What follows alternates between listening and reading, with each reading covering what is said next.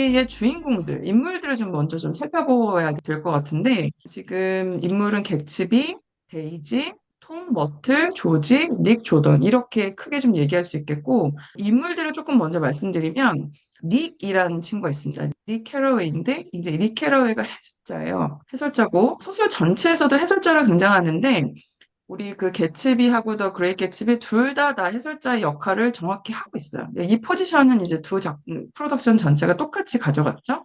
닉 캐러웨이는 어떤 사람이냐면 부유한 집안에서 태어난 인물이긴 해요. 미국 서부에서. 근데 이제 여기 주인공인 톰에 비해서는 사실 그렇게 부유하진 않지만 어쨌든 부유한 집안의 아들이다라는 거죠. 그리고 이 닉 캐러웨이도 예일대를 졸업했습니다. 뉴헤이븐에 있는 이 예일대를 졸업했고 이 작품에 등장하는 톰도 이제 예일대 졸업했죠. 그리고 제1차 대전에 참전을 했고 1922년에 봄에 주식 채권업에서 일하기 위해서 이제 동부의 롱아일랜드로 이사를 가죠. 롱아일랜드는 뉴욕주에 있는 굉장히 부유한 도시죠. 이제 이사를 가요. 근데 이사 간 그 옆집에 개츠비가 살고 있었던 거예요.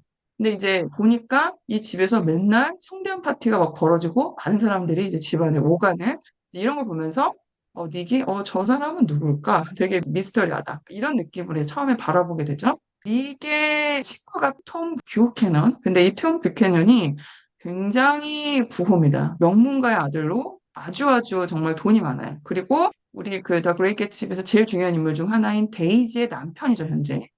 근데 이제 이 톰 뷰캐넌이 아까도 말씀드린 것처럼 닉의 친구 동창이죠. 예일대 동창. 도련님이고 굉장한 마초남이에요. 근데 이제 톰이라는 사람은 사실 되게 좀 이율배반적이고 굉장히 이중적인 인간입니다. 그 이유는 뭐냐면 데이지를 두고 머틀이라는 인물하고 계속 바람을 피우거든요. 그리고 아주 지독한 인종차별주의자고 여성을 좀 깔아뭉갠 인물이에요.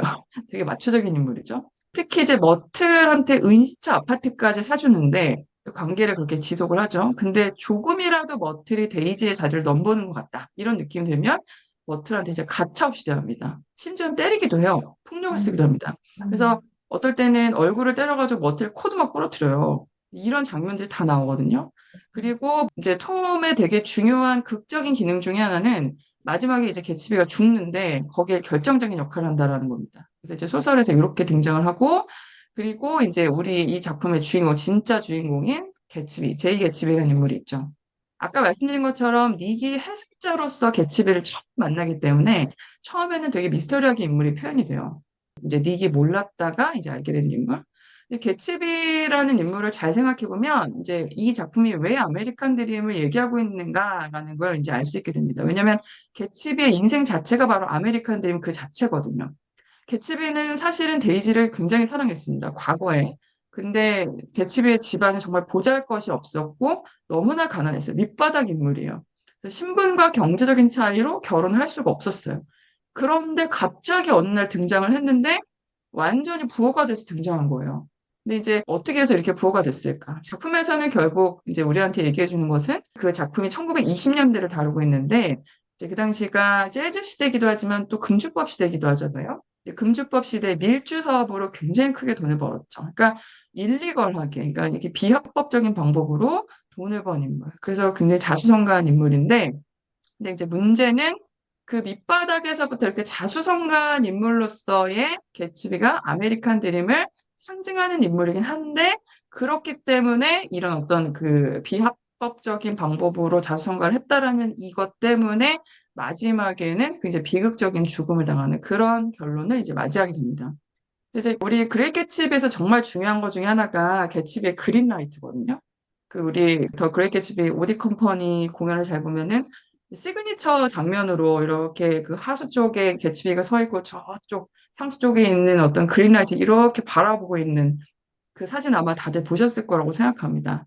근데 그 장면이 우리 더 그레이트 개츠비 오디 컴퍼니 버전에서도 되게 중요한 시그니처 장면으로 쓰여요. 첫 장면이 그거고 마지막 장면이 개츠비의 그린라이트를 바라보고 있는 닉으로 끝나거든요. 처음과 끝이 그 그린라이트로 전부 끝납니다. 그래서 이 작품에서 이제 그린라이트는 굉장히 중요한 상징적인 어떤 요소로 이제 사용이 되고 이 그린라이트가 무엇이냐라고 얘기하면 결국 돈과 데이지죠. 그리고 조금 더 정확하게 말하면 데이지입니다. 데이지.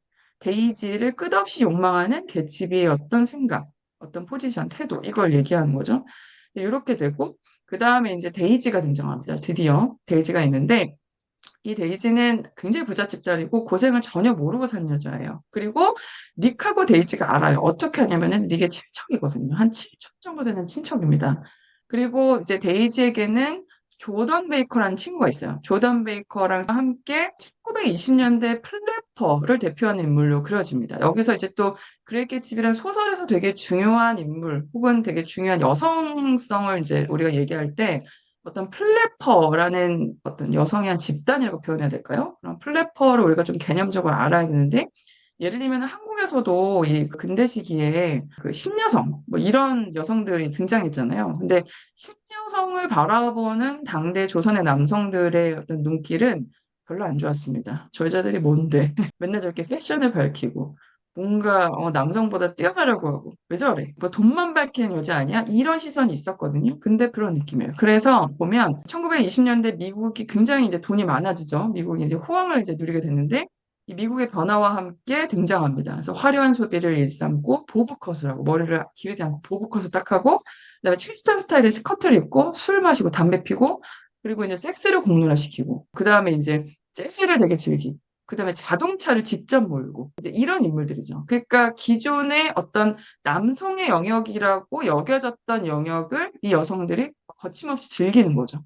그러면서 굉장히 남성들에게는 부정적인 대상으로 그렇게 인식됐던 그런 인물들이 지금 데이지하고 데이지 친구인 조던 베이커가 이제 이런 그 플래퍼로 그려지고 있어요. 그래서 이제 이 여성들의 특징을 보면 어떤 특정한 직업이 없이 그냥 사교계에서 활동하는 여성들로 그렇게 이제 그려지는 경우가 굉장히 많습니다. 근데 이제 데이지는 사실은 톰하고 살면서 톰이 불륜을 저지르고 있다. 이거를 사실 알고 있었어요. 알고 있었고, 그러면서 되게 인생의 허무함도 느끼고 굉장히 이제 좀 힘들고 그런 이제 삶을 살고 있었죠. 그런데 데이지가 이제 개츠비를 만나게 됩니다. 개츠비가 닉에게 나 데이지 좀 만나게 해줘. 이렇게 이제 얘기를 하죠. 그래서 어떻게 그럼 만날 수 있을까? 왜냐면은 이제 개츠비가 아주 오랜만에 자기 신분을 완전히 변화시켜서 데이지랑 만나야 되기 때문에 개츠비 본인도 너무너무 긴장을 했고, 그리고 데이지 약간 깜짝주잖아요, 이게. 그래서 고민을 했을 때 이렇게 만나게 되죠. 자기 집에서 뭐 저택에서 만나는 것도 아니고, 개츠비가 데이지 집에 갈 수 있는 것도 아니고, 그러니까 옆집인 닉의 집에서 이제 만나게 되는 거예요. 근데 닉의 집에서 만나게 될 때 그냥 닉한테 우리 그냥 캐주얼하게 차 한잔 하자. 이런 식으로 좀 얘기를 전해달라. 해서 이제 데이지가 오게 됐는데, 웬걸, 닉의 집을 정말 개츠비가 궁전처럼 꾸며놔요. 진짜 이 밖에서부터 온통 정말 돈을 얼마나 들였을지 모르겠습니다. 꽃을 진짜 엄청나게 정말 럭셔리하게 꾸며놓고 집안도 진짜 예쁘게 꾸밉니다. 그러니까 그 자체가 데이지를 향한 개츠비의 마음인 거죠.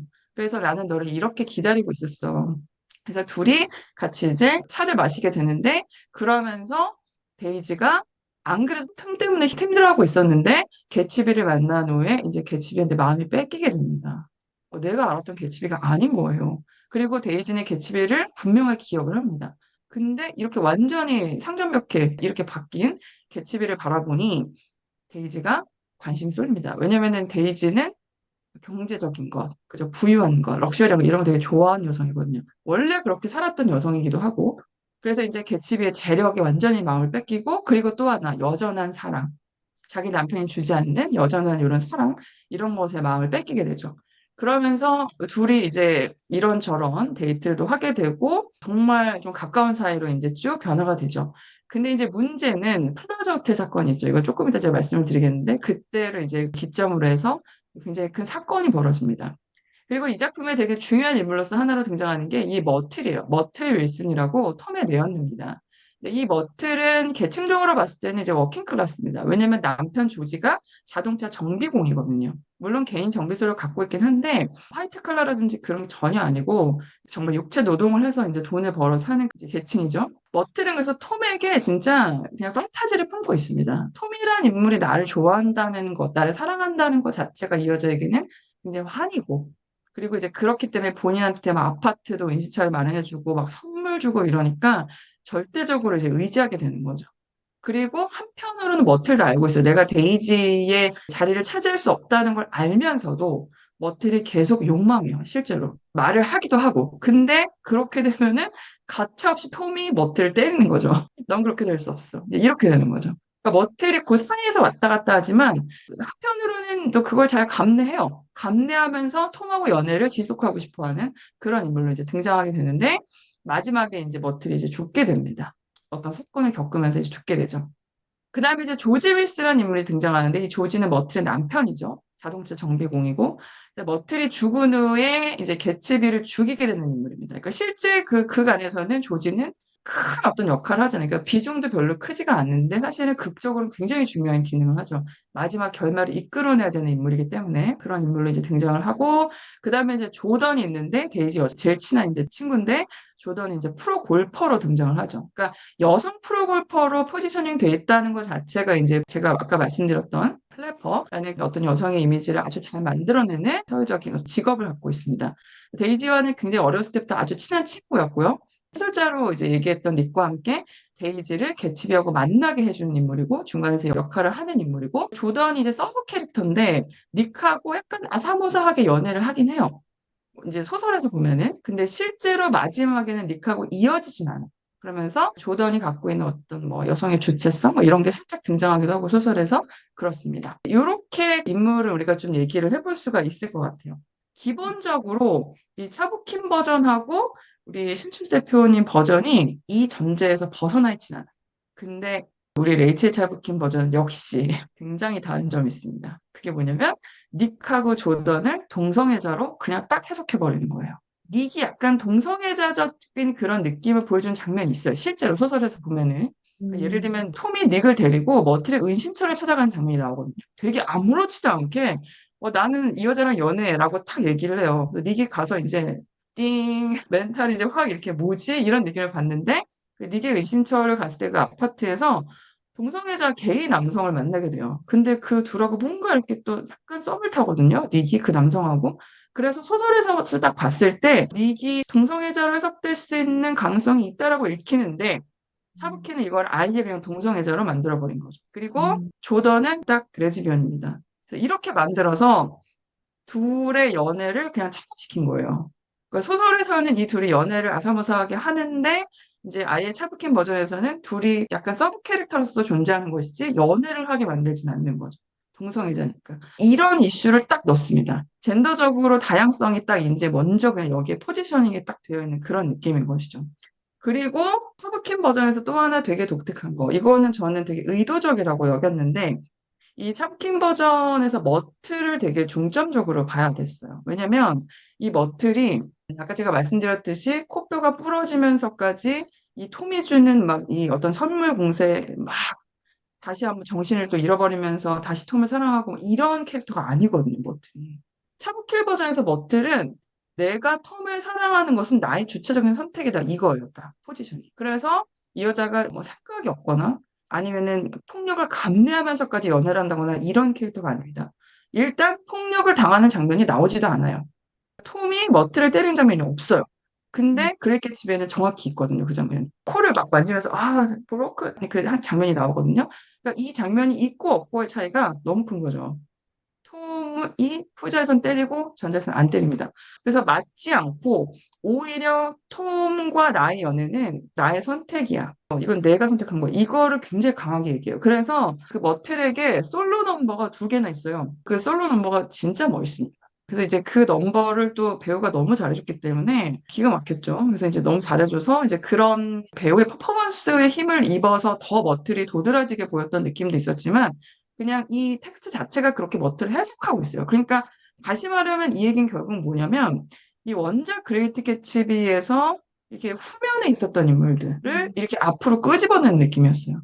그들을 다르게 해석할 수 있지 않을까? 이런 느낌.